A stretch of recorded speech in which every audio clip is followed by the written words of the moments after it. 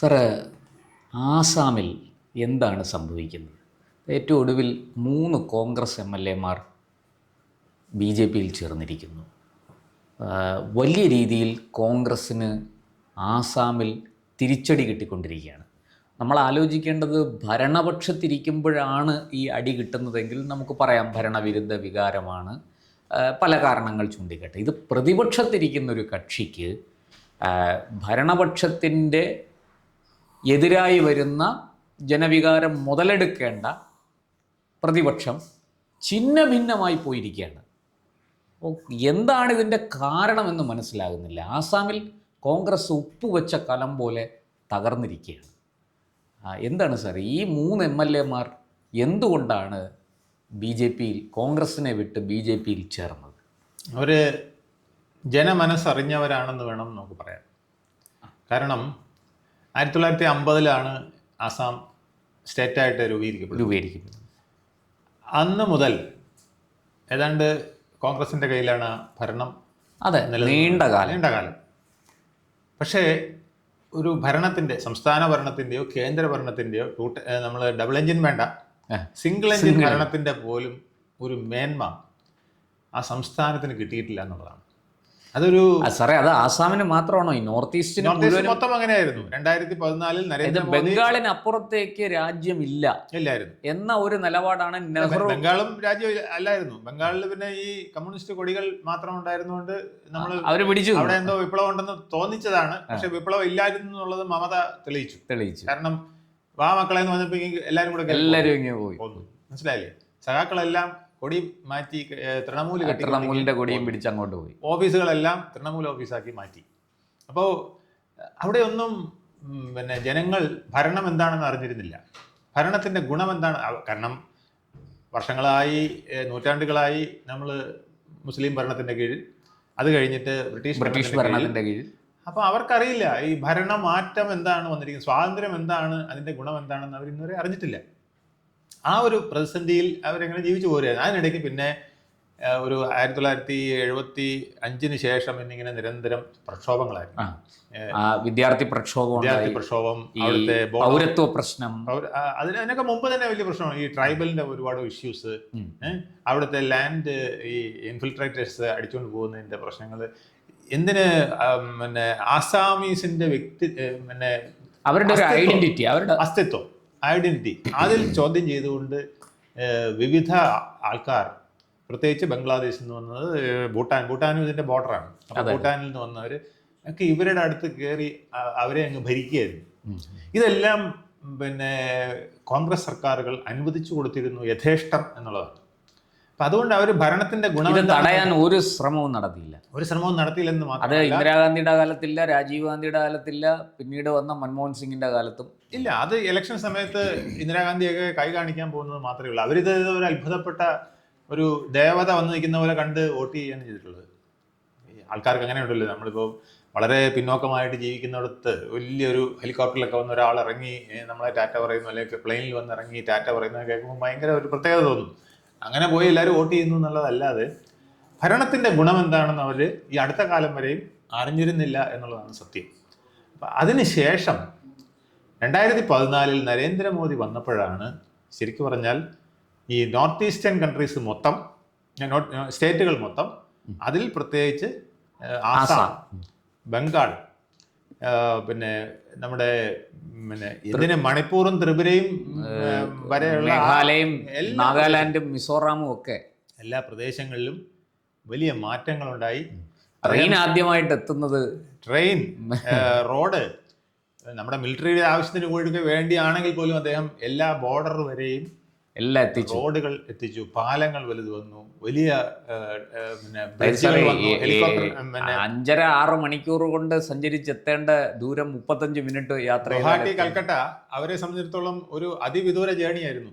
ഇപ്പം ഏറ്റവും ഈസിയസ്റ്റ് ആക്കി ആ ട്രെയിൻ വന്നതോടുകൂടി കാരണം ഈ ആസാമിന്റെ ഭൂപ്രകൃതി എന്ന് പറഞ്ഞാൽ ഇങ്ങനെ മലനിരകളൊക്കെ കിടക്കുന്ന ഭയങ്കര പ്രകൃതി ഭംഗിയുള്ള സ്ഥലമാണ്. ലോവർ അപ്പർ എന്ന് പറഞ്ഞ് രണ്ടായിട്ട് ആസാമിനെ തന്നെ തിരിച്ചിരിക്കുകയാണ്. ലോവർ ആസാമും അപ്പർ ആസാമും, മനസ്സിലായി?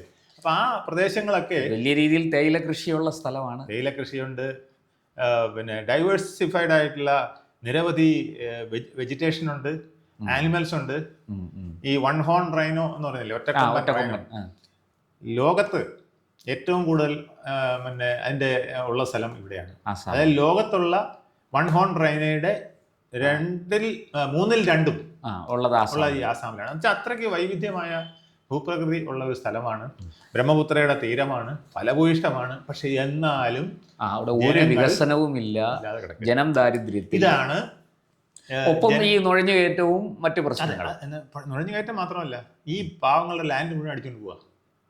പിന്നെ അവിടെ ട്രൈബൽസ് ഉണ്ട്. ആ ട്രൈബൽസിന് യാതൊരു പുരോഗതിയും ഉണ്ടായിട്ടില്ല. അവർക്ക് ഒരു പരിഗണനയും ഇല്ലായിരുന്നു. മാത്രമല്ല അവരുടെ ഈ ആചാരങ്ങളും ദുരാചാരങ്ങളും ഒക്കെ അതുപോലെ കൊണ്ടുപോകാൻ ഈ ഗവൺമെന്റുകൾ അനുവദിച്ചു കൊടുത്തിരുന്നു എന്നുള്ളതാണ്. അവിടുത്തെ ഒരു തലവനുണ്ട്, ആ തലവൻ വിചാരിക്കുന്നത് നടക്കും. അയാൾ 8 കെട്ടും 10 കെട്ടും അങ്ങനെയൊക്കെയാണ് നടത്തിയിരുന്നത്. ഇപ്പം അവിടെ നിയമം വന്നു, പോളിഗമി ക്കെതിരായിട്ട് നിയമം വന്നു.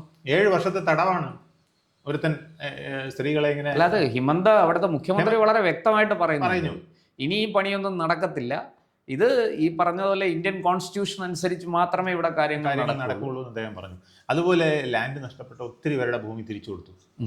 ഇപ്പോൾ ഹേമന്ത ബിശ്വ ശർമ്മ അവിടെ ജൻ ആശീർവാദ് യാത്ര എന്നൊരു യാത്ര നടത്തി. ഇപ്പോഴും എനിക്ക് തോന്നുന്നു തീർന്നിട്ടില്ലാന്ന് തോന്നുന്നു, 4-5 ദിവസം മുമ്പാണ് തുടങ്ങിയത്. ആ യാത്രയിൽ അദ്ദേഹത്തിന് കിട്ടിയ സ്വീകരണം എല്ലാവരെയും ഞെട്ടിക്കുന്നതായിരുന്നു, അതിശയിപ്പിക്കുന്ന സ്വീകരണമായിരുന്നു. അവിടെ വരുമ്പം നമ്മൾ വിചാരിക്കും സാധാരണ ആളുകൾ പെറ്റീഷൻ കൊടുക്കാനാണ് വരുന്നത്. അവിടെ പലരും പറയുന്നത് താങ്ക്സ് പറയാനാണ് വരുന്നത്. ഇദ്ദേഹത്തെ ഒന്ന് കെട്ടിപ്പിടിക്കുന്നു ആൾക്കാർ. വന്ന് താങ്ക്സ് പറയാണ്, എനിക്കൊരു ജോലി കിട്ടിയത് അങ്ങ് കാരണമാണ്, എൻ്റെ ഭൂമി എനിക്ക് തിരിച്ചു കിട്ടിയത് അങ്ങ് കാരണമാണ്, എനിക്ക് എൻ്റെ പിന്നെ സ്വാതന്ത്ര്യം കിട്ടിയത് അങ്ങ് കാരണമാണ്, എനിക്ക് എൻ്റെ നാട്ടിൽ അന്തസ്സായിട്ട് ജീവിക്കാൻ, ആരുടെയും ആശ്രയമില്ലാതെ ജീവിക്കാൻ പറ്റുന്ന അന്തസ്സായി എനിക്ക്, ട്രൈബൽസൊക്കെ പറയുന്നത്, ഞങ്ങൾക്ക് ഇറങ്ങി നടന്ന് ഞങ്ങളുടെ കാര്യങ്ങൾ പറയാൻ പറ്റുന്ന ഒരു സാഹചര്യം ഉണ്ടായത് അങ്ങ് കാരണമാണ്. മുസ്ലിം പിന്നെ നുഴഞ്ഞുകയറ്റക്കാർ ഞങ്ങളെ അടിമകളാക്കി വെച്ചിരിക്കുന്ന പോലെയായിരുന്നു. അവരുടെ കീഴിൽ ഞങ്ങളുടെ ഭൂമി പെട്ടുപോയി, അത് അവർ സ്വന്തം ഭൂമി പോലെ ആക്കിക്കൊണ്ടിരിക്കുകയായിരുന്നു. ഭൂമിയൊക്കെ ഇവര് ചെറിയ ബംഗ്ലാദേശികളും റോഹിംഗ്യകളും വലിയ രീതിയിൽ എല്ലാത്തിനെയും ഓടിച്ചു എന്ന് മാത്രമല്ല ഭൂമി എല്ലാവർക്കും. കഴിഞ്ഞ ദിവസം ഒരു വീഡിയോ കണ്ടു, അവിടെ ഒരു ഇതിലേക്ക് വന്നിട്ട് കുറെ മുസ്ലിം ചെറുപ്പക്കാർ, അവര് നമുക്ക് വേഷം കൊണ്ട് മനസ്സിലാക്കാം, അവര് വന്ന് വലിയ സന്തോഷത്തോടെയാണ് ഇദ്ദേഹത്തെ കെട്ടിപ്പിടിക്കുന്നത്. അവിടുത്തെ മുസ്ലിങ്ങൾക്ക്, ആസാമിലെ മുസ്ലിങ്ങൾക്ക് സന്തോഷമാണ്. കാരണം എന്താ അറിയാമോ, ബംഗാളിൽ നിന്ന് വന്ന മുസ്ലിം അടിച്ചുകൊണ്ട് പോയ ഭൂമി അവന് തിരിച്ചു കൊടുത്തു. അതെ, ബംഗ്ലാദേശിൽ നിന്ന് നുഴഞ്ഞു കയറി ഭൂമി കൈക്കലാക്കിയവനെ, ബംഗ്ലാദേശിൽ നിന്നും ഭൂമി ഇവിടെ വന്ന് നുഴഞ്ഞു കയറി ഭൂമി അടിച്ചുകൊണ്ട് പോയി, മലനിരകൾ അടിച്ചുകൊണ്ട് പോയി, തേയിലത്തോട്ടങ്ങൾ മുഴുവൻ സ്വന്തമാക്കി വലിയ കൃഷിയിടങ്ങളൊക്കെ ഉണ്ടാക്കിയ സ്ഥലങ്ങൾ ഏക്കർ കണക്കിനാണ്. 50 ഏക്കർ, 100 ഏക്കർ, 200 ഏക്കർ, 500 ഏക്കർ ഒക്കെ, ഏതാണ്ട് 65 ലക്ഷം ഹെക്ടർ ഭൂമി അങ്ങനെ നഷ്ടപ്പെട്ടു എന്നാണ്. നഷ്ടപ്പെട്ടതെല്ലാം അദ്ദേഹം തിരിച്ചു പിടിച്ച് പലർക്കും കൊടുത്തു എന്നുള്ളതാണ്. അപ്പോൾ അവിടെ ഈ സാധാരണഗതിയിൽ നമ്മൾ ഈ രാഷ്ട്രീയക്കാരൊക്കെ ഓരോ യാത്ര നടത്തുമ്പോൾ ആളുകളിൽ നിന്ന് പെറ്റീഷൻ സ്വീകരിക്കുക ചെയ്യുന്നത് അല്ലേ, നിങ്ങൾക്ക് എന്താ പരാതി, അടുത്ത ഞാൻ ഭരണത്തിൽ വരുമ്പോൾ ഇനി അടുത്ത തവണ ഇത് തീർക്കുമെന്നും പറയാനല്ലേ. ഇതല്ല, തിരിച്ചാണ്. അങ്ങ് ചെയ്ത ഉപകാരങ്ങൾക്ക് നന്ദി പറയും, അങ്ങ് ചെയ്ത ഇന്ന കാര്യത്തിന് നന്ദി, ഞങ്ങൾക്ക് ഇവിടെ ഉണ്ടാക്കുന്ന റോഡിന് നന്ദി, പാലത്തിന് നന്ദി, റെയിൽ വന്നതിന് നന്ദി, ഇങ്ങനെ ഓരോന്നും പറഞ്ഞുകൊണ്ട് അദ്ദേഹം വന്നിരിക്കുകയാണ്. ഈയിടെ ഒരു ഇന്റർവ്യൂവിൽ അദ്ദേഹത്തിനോട് ചോദിച്ചു, താങ്കൾ ഈ നേട്ടമൊക്കെ ഉണ്ടാക്കിയത് കേന്ദ്ര സർക്കാരിന്റെ പണം കൊണ്ടല്ലേ, ഡബിൾ എഞ്ചിൻ സർക്കാർ എന്ന് പറഞ്ഞാൽ അങ്ങ് അങ്ങനെയല്ല എന്ന് അദ്ദേഹം പറഞ്ഞു. 10 രൂപ കേന്ദ്ര ഗവൺമെന്റ് തന്നിട്ടുണ്ടെങ്കിൽ 10 രൂപ സ്റ്റേറ്റ് ഗവൺമെന്റ് കൊടുത്തിട്ടുണ്ട്. അങ്ങനെയാണ് ഞങ്ങൾ വികസനം നടത്തിയിട്ടുള്ളത്. അത് കേരളത്തിന് ഒരു പാഠമാണ്. കാരണം ഇവിടെ 90% കേന്ദ്ര ഗവൺമെന്റ്, 75% കേന്ദ്ര ഗവൺമെന്റ്, 25% കേരളം പലപ്പോഴും കേരളം കൊടുക്കുന്നത്. എന്നിട്ട് ഇവിടെ ആ കേന്ദ്രത്തിന്റെ പേര് പോലും വെക്കാൻ തയ്യാറാണ്. അപ്പൊ വിശ്വാസ് ശർമ്മ പറഞ്ഞത്, അവിടെ ഹേമന്ത് ബിശ്വ ശർമ്മ പറഞ്ഞത് 10 രൂപ ഇട്ടാൽ 10 രൂപ ഞങ്ങൾ ഇടുന്ന സ്കീമാണ് ഞങ്ങൾക്ക്, 50% ഞങ്ങൾ. സാർ, അത് മാത്രമല്ല, കഴിഞ്ഞ ദിവസം മറ്റൊരു ചർച്ച നടന്നു. അതായത് ഈ നമ്മുടെ കോൺഗ്രസ് രാജ്യസഭാ അധ്യക്ഷൻ മല്ലികാർജുന ഖാർഗെയുടെ മകൻ പ്രിയങ്ക് ഖാർഗെ, അദ്ദേഹം നമ്മുടെ കർണാടക നിയമസഭാ അംഗമാണ്, എനിക്ക് തോന്നുന്നു മന്ത്രിയാണെന്ന് തോന്നുന്നു അദ്ദേഹം, ഏതോ വകുപ്പിൻ്റെ.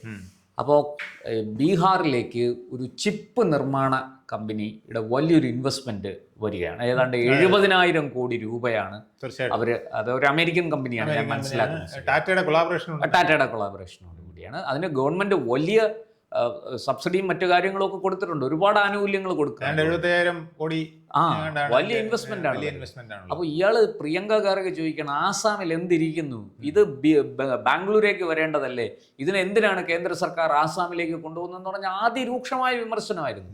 അതിന് മറുപടിയായിട്ട് ഈ ഹിമന്ത ഒരു വീഡിയോ ചെയ്തു.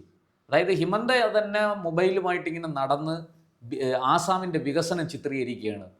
ഫ്ലൈ ഓവറുകൾ, പുതിയ റോഡുകൾ, നാഷണൽ ഹൈവേ, ട്രെയിൻ, റെയിൽവേ സ്റ്റേഷനുകൾ, എയർപോർട്ട് എന്നു വേണ്ട അടിസ്ഥാന സൗകര്യ വികസനം ആസാമിൽ വലിയ രീതിയിൽ സംഭവിച്ചിരിക്കുന്നു. എന്നിട്ട് അദ്ദേഹം ചോദിക്കുന്നുണ്ട്, എന്താ ഈ 70,000 കോടിയല്ല 7 ലക്ഷം കോടിയുടെ ഇൻവെസ്റ്റ്മെന്റ് വരാനുള്ള യോഗ്യത ഇപ്പോൾ ആസാമിനുണ്ട് എന്നാണ് ഹിമന്ത പറഞ്ഞത്. ഒരു കാര്യം കേവലം 10 വർഷം കൊണ്ട് സംഭവിച്ചതാണ്. അതിൽ ഹേമന്ത് ബിശ്വ ശർമ്മ 21 മുതൽ നടപ്പിലാക്കിയത് വളരെ ദ്രുതഗതിയിലുള്ള മാറ്റമായിരുന്നു. അദ്ദേഹം പറയുന്നത് കോവിഡ് കഴിഞ്ഞപ്പോഴാണ് ആസാമിന് സ്വാതന്ത്ര്യം കിട്ടിയതെന്നാണ്. മനസ്സിലായില്ലേ? എന്ന് വെച്ചാൽ പുള്ളി വന്നതിന് ശേഷം ഈ ഡബിൾ എഞ്ചിൻ സർക്കാരുമായി യോജിച്ചുകൊണ്ട് ഇൻവെസ്റ്റ്മെന്റുകൾ നോക്കിക്കഴിഞ്ഞാൽ കോവിഡിന് ശേഷമാണ് ആസാമിന് സ്വാതന്ത്ര്യം കിട്ടിയത്. നല്ല കാലാവസ്ഥ, നല്ല ഈ മലിനീകരണം ഇല്ലാത്ത ഫലഭൂയിഷ്ടമായ അന്തരീക്ഷം, വളരെ ആവശ്യത്തിന് വെള്ളം, ആവശ്യത്തിന് വൈദ്യുതി, ഫലപുഷ്ടി എല്ലാം കൊടുക്കുകയാണ്.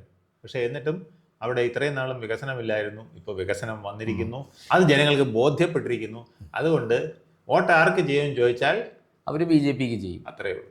അപ്പോൾ അതാണ് ഈ കോൺഗ്രസ് MLA-മാരെ മാറി ചിന്തിക്കാനുള്ള കാരണം. സാർ, കഴിഞ്ഞ ദിവസം ഞാൻ മറ്റൊരു വീഡിയോ കണ്ടു. പ്രിയങ്ക ഗാന്ധി ആസാമിൽ പ്രചാരണത്തിന് വന്നിരിക്കുകയാണ്. സത്യം പറഞ്ഞാൽ ആ വീഡിയോ കണ്ടപ്പോൾ ഞാൻ ഞെട്ടിപ്പോയി. ഒരു കാവി സാരിയൊക്കെ ഉടുത്ത്, നെറ്റിയിൽ വലിയ ചന്ദനക്കുറിയൊക്കെ ഇട്ട്, കുങ്കുമക്കുറിയൊക്കെ അതിൻ്റെ നടുക്കിട്ട് വലിയ രീതിയിലൊരു ഭജന പാടുന്ന ഒരു ഇതിലാണ് അവർ പങ്കെടുക്കുന്നത്.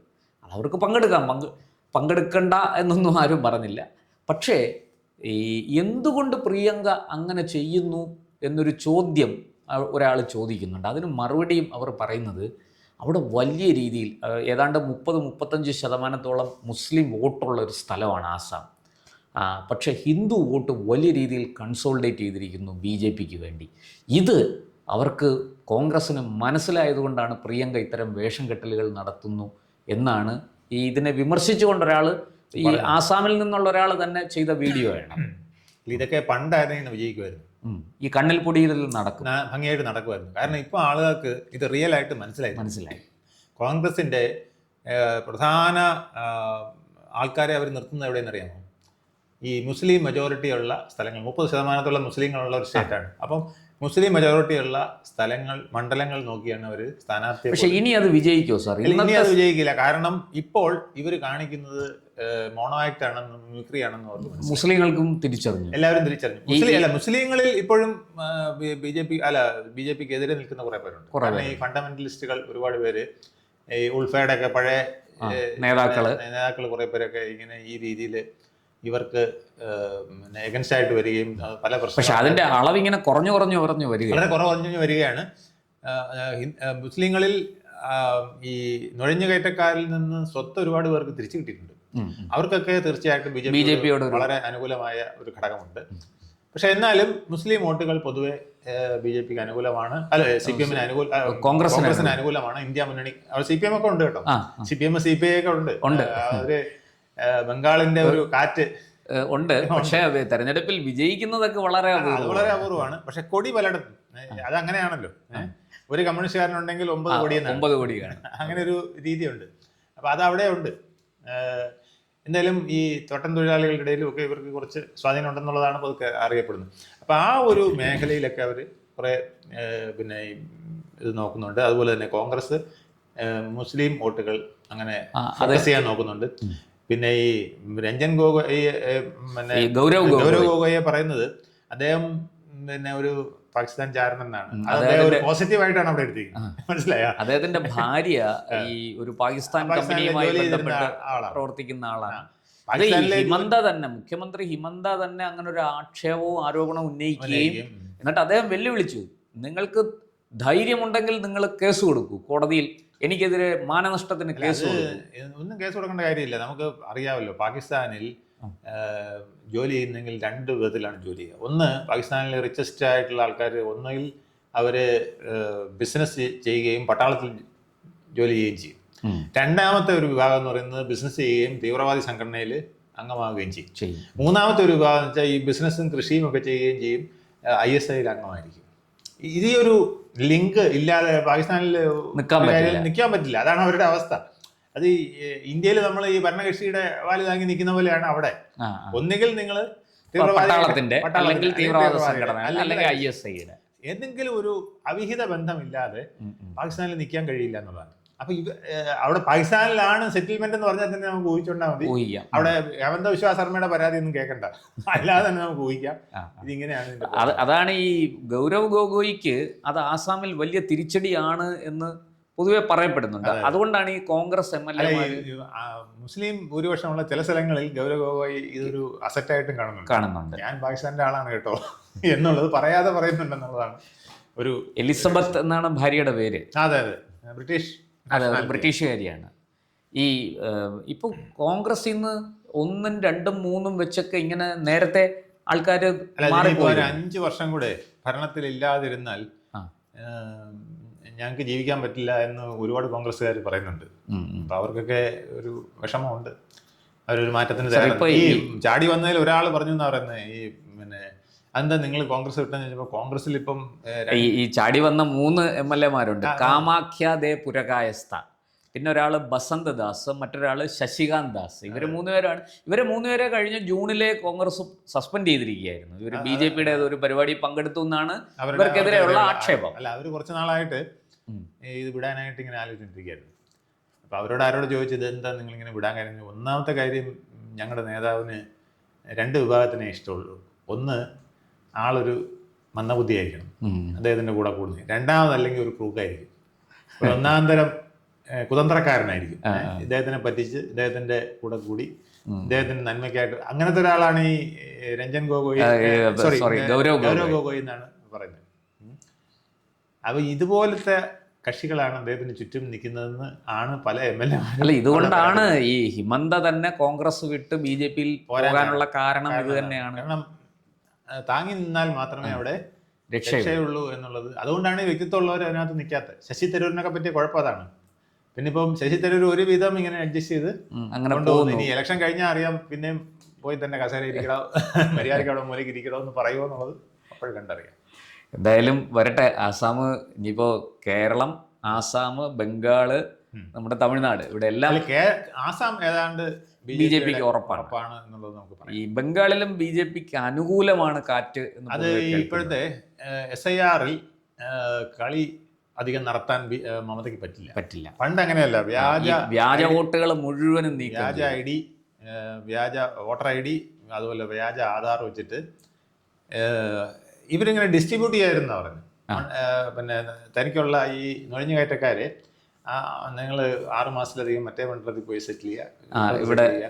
പണ്ട് ഇവിടെ ഗോപാലകൃഷ്ണൻ പറഞ്ഞ പോലെ ഞങ്ങൾ കാശ്മീരിൽ നിന്ന് വരെ ആളെ കൊണ്ട് വെട്ടിത്തരം പറഞ്ഞില്ലേ, അതുപോലെ ഇത് ഇവിടെ ചുമ്മാ ബിടായി അടിച്ചതാണെങ്കിലും അവിടെ അത് അവർ പ്രായോഗികമാക്കി എന്നുള്ളതാണ് സത്യം. അങ്ങനെയാണ് അവർ പല മണ്ഡലങ്ങളിലും 5000, 10000 വോട്ടിനൊക്കെ ജയിച്ചുകൊണ്ടിരുന്നത്. ഇത്തവണ അത് കുറച്ച് വിഷമമാകുമ്പോൾ BJP എത്ര നേട്ടം ഉണ്ടാക്കും എന്നുള്ളത് കണ്ടറിയേണ്ടതാണ്. നേട്ടം ഉണ്ടാക്കാൻ സാധ്യതയുണ്ട്. ഒരുപക്ഷെ അവർക്ക് ഭരണത്തിലെത്താൻ ബംഗാളിൽ ആസാം ഷുവറാണ്, ബംഗാളിലും അതേപോലൊരു ചാൻസ് ഉണ്ട്. പിന്നെ തമിഴ്നാട് നമുക്കറിയാമല്ലോ, അതിലൊക്കെ നമുക്ക് ഈ ടോസാണ്, സംഭവിക്കുന്നത് കണ്ടറിയാം. അവിടുത്തെ അന്തരീക്ഷമാകെ മാറിയിട്ടുണ്ട്. പല വിധത്തിൽ വോട്ട് ഡിവൈഡ് ചെയ്യുന്നു വിജയ് വന്നതോടുകൂടി. അങ്ങനെയൊക്കെ പല കാര്യങ്ങളുണ്ട്. കേരളത്തിൽ ഇത്തവണ ഈ കാറ്റ് BJPയുടെ അക്കൗണ്ട് തുറക്കലിനെ ഇനി തടയാൻ പറ്റില്ല. അല്ല, അക്കൗണ്ട് തുറക്കൽ മാത്രമല്ല, BJP പലയിടത്തും ചില സൗത്ത് ഇന്ത്യൻ ഡിസ്ട്രിക്റ്റുകളിൽ 2ാം സ്ഥാനത്ത് വരാൻ സാധ്യത. 2ാം സ്ഥാനത്ത് വരണം. 1ാം സ്ഥാനത്ത് വരണമെന്ന് തീരുമാനിക്കുന്നതും BJP. തീർച്ചയായിട്ടും. കാരണം അവർ പിടിക്കുന്ന വോട്ടിനെ അനുസരിച്ചിരിക്കും 1ാം സ്ഥാനത്ത് വരും എന്നുള്ളത്. അത് മിക്കവാറും ഈ ഇങ്ങോട്ടൊക്കെ പലയിടത്തും CPM, തിരുവനന്തപുരം, കൊല്ലം, ആലപ്പുഴ ജില്ലകളിലൊക്കെ വലിയ വെല്ലുവിളിയാണ് CPM. കാരണം പഴയ പോലെ കോൺഗ്രസിൽ നിന്നല്ല വോട്ട് പോകുന്നത് എന്നുള്ളതാണ്. എന്തായാലും നമുക്ക് ആസാമിൽ തന്നെ നിർത്താം. ആസാം കണ്ടറിയാം, വലിയ കുഴപ്പമില്ലാതെ BJP പിടിച്ചു നിർത്താൻ സാധ്യതയുണ്ട്. കൂടുതൽ വാർത്തകളും വിശേഷങ്ങളും നേരിട്ട് ലഭിക്കാൻ ജനങ്ങളിൽ നിന്ന് ജനങ്ങളിലേക്ക് ജനഭൂമി ന്യൂസ് സബ്സ്ക്രൈബ് ചെയ്യൂ. ബെൽ ബട്ടൺ അമർത്താനും മറക്കരുത്.